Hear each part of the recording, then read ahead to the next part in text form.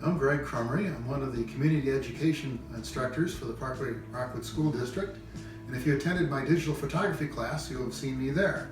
But today I'm going to talk about using cleaning chemicals safely in the home. Cleaning safety is all about the chemistry. If you're stuck at home and are planning some spring cleaning, there are a few things you may need to know before you get started. I am familiar with most of the chemicals we'll be talking about in ways I'm hoping this presentation will help you avoid. When I was very young, I poured bleach all over my face. Fortunately, my mother practically waterboarded me long enough to save my eyesight. Years later, I flooded the floor of a garage with gasoline. Fortunately, I knew enough to turn off all the breakers and barricade the driveway until it evaporated. As house manager of my college fraternity, I was exposed to quite a few cleaning hazards, including one created by a fraternity brother mixing ammonia and bleach. It was a gas and a most unpleasant experience. All of these experiences led me to a stint as a safety coordinator at a manufacturing plant, dealing with things much more dangerous than that bleach and ammonia. We'll start with the top 5.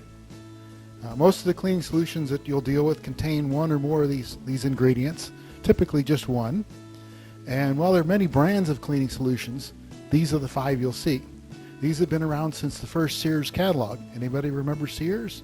So here's a rundown. Well, chlorine, of course, is very common in the laundering area and now more recently used as a sterilizing agent on surfaces. It's typically for whiter whites in the area of the laundry. Ammonia is typically used as a glass cleaner, and it's, matter of fact, one of the ingredients in Windex. Hydrogen peroxide is an antiseptic, also used for removing skin cells inside your mouth if you have a dental infection. That can be good for that. And the hot peroxide blonde is a phrase people often use. Anyone who's gotten an injection, such as a vaccination, rubbing alcohol is a familiar item because that's what they clean your skin with before they give the shot. A lesser known use is for removing ballpoint pen ink from clothing. And of course, distilled vinegar bottoms out the list as a glass cleaner, and I typically use it by the gallon to clean out plumbing. It's a good thing for removing scale and lime from items. Now, just because these are basic and well known, there are some hazards that may not be as familiar to you. The first top 4 are toxic. If you drink them or otherwise ingest them, they can be quite serious, even causing death.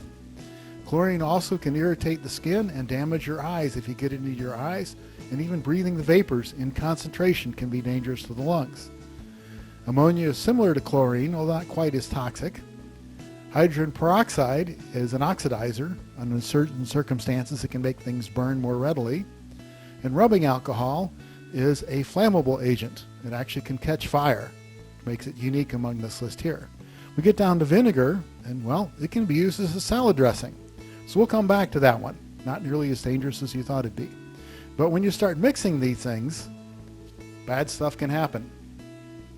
Vinegar and bleach can generate chlorine gas. It's a chemical reaction between the calcium hypochlorite in the chlorine and the acid of the vinegar. Ammonia and bleach can generate another toxic gas and also an explosive liquid. Hydrazine was used as rocket fuel in the early days of NASA. Bleach and alcohol generate chloroform. And in the movies, they make it so simple where they just put it over someone's face to knock them out, but it actually can be quite toxic, causing person to go unconscious, injure themselves when they collapse, and possibly even die if the concentration is high enough. It also generates hydrochloric acid, which is infamous from the fact it can eat its way out of a glass bottle.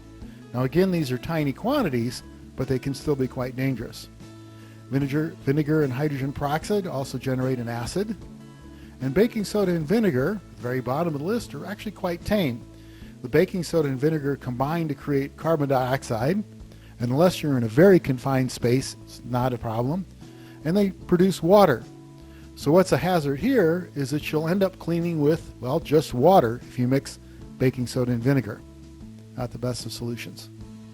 You can also have unsafe choices, either of your ingredients or how you use them. Gasoline is an excellent fuel, can propel a car 10, 20, 30 miles on a single gallon, but that same energy that's used to propel the car makes it extremely explosive.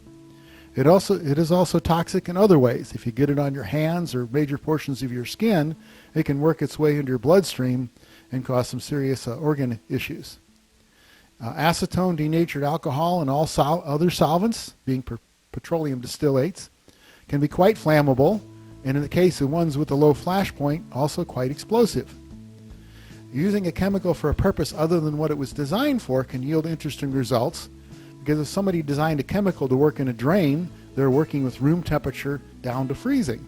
But if you take that same chemical and try to clean your oven with it, the higher temperatures can result in decomposition and the release of some pretty toxic gases.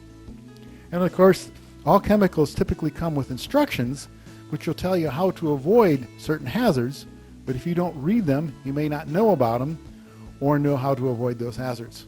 So again, read the instructions, you'll see what happens. Now about reading instructions, here's some items on the labels. Typically the label will tell you what the intended use of a chemical is.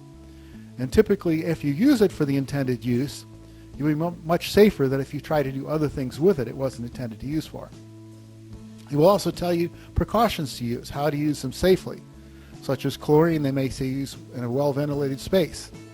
And then the last item they often do is what do you do in an emergency? If somebody drinks it, they almost have a block that says induce vomiting, do not induce vomiting.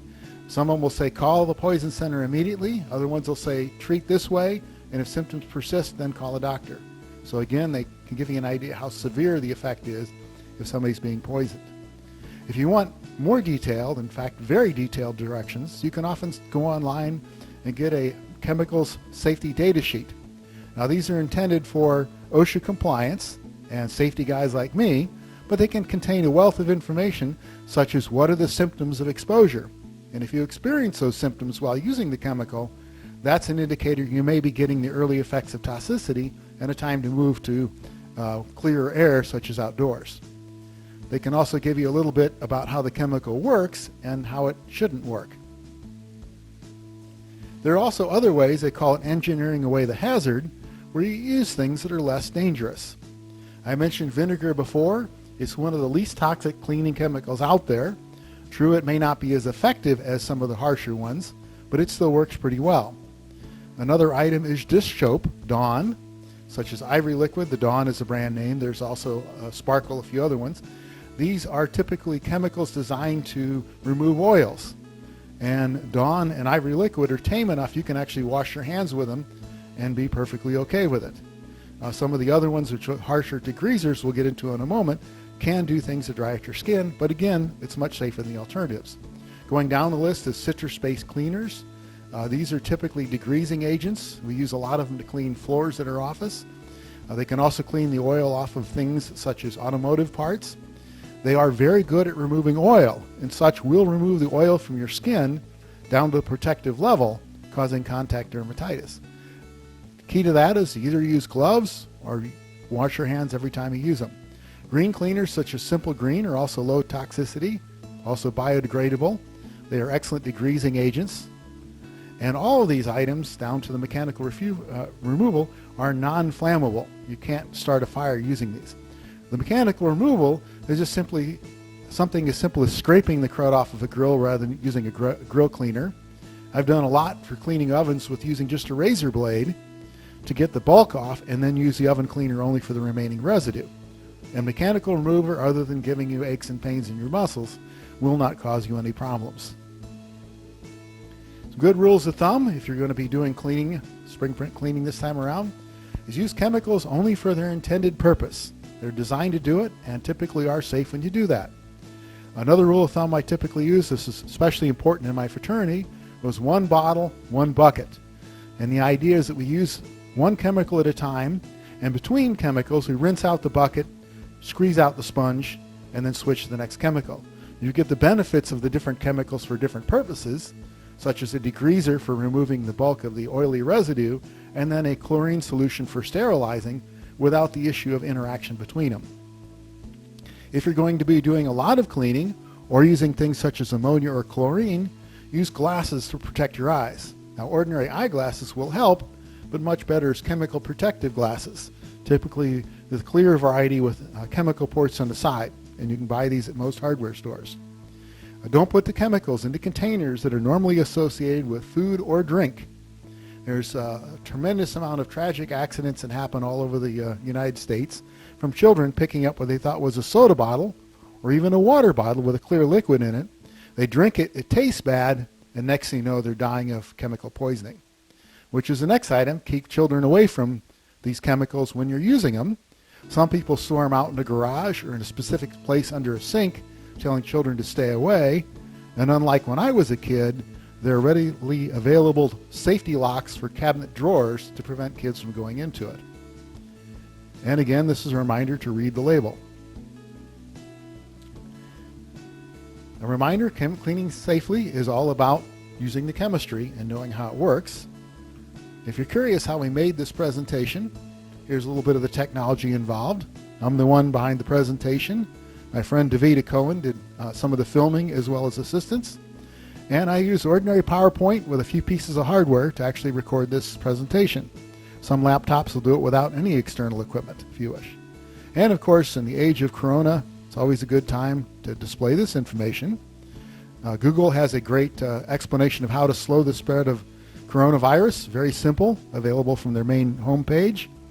The World Health Organization, the international organization, and our equivalent within the United States, the Center for Disease Control, have much more detailed information as well as simple practical knowledge to convey to children how to stay safe. And of course, since this is about chemical safety, we couldn't go by without mentioning the Poison Control Center and their hotline.